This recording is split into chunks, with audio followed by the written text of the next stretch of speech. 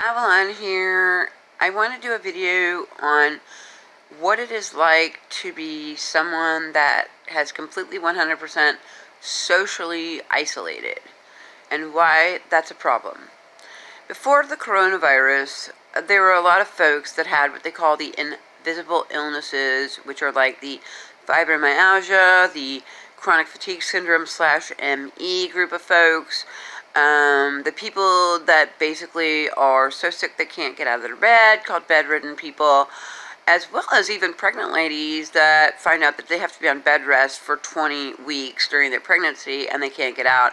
And therefore, let this picture be a symbol of what people look at day in and day out by themselves without any human contact. And that's exactly what I'm going to talk about because this was a problem before the coronavirus. Many people are sitting as we speak by themselves. They look at the same thing day in, day out. They've tried to make friends. They've tried to fit in.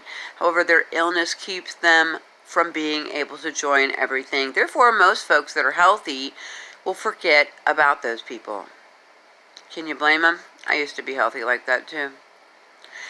Now that we have social isolation as a result of the corona issue, this can happen to anybody.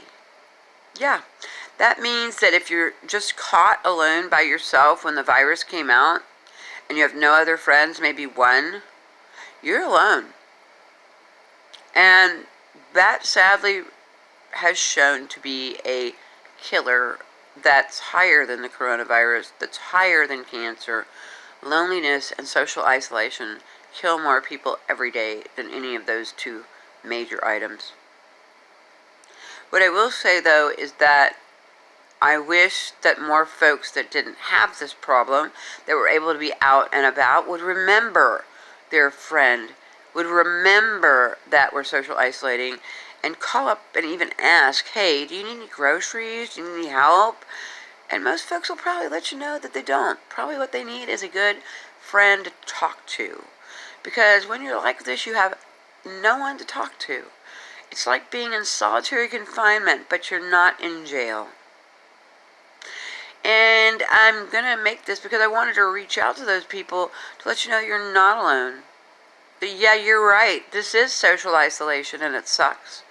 And for people out there that are not socially isolated, if you meet someone that wants to talk a lot or that you haven't seen in a while, or, anybody that acts a bit, what I should say, like manic, like excited too much, well, they are excited too much. It's not mania, okay? Because they've been stuck in their same place looking at the same picture, perhaps months on end without speaking to another human being.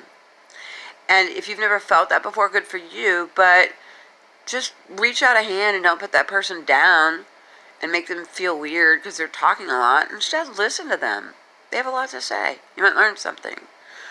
Because this is the healing that we need on the planet, is to be a bit more compassionate and think outside of the box called our own brain.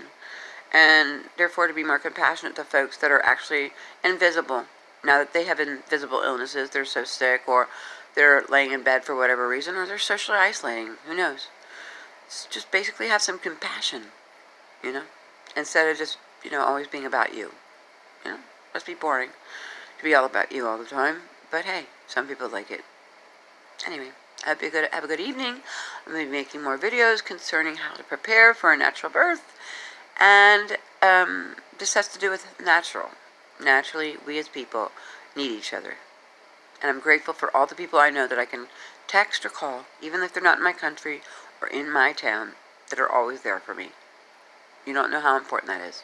Take care.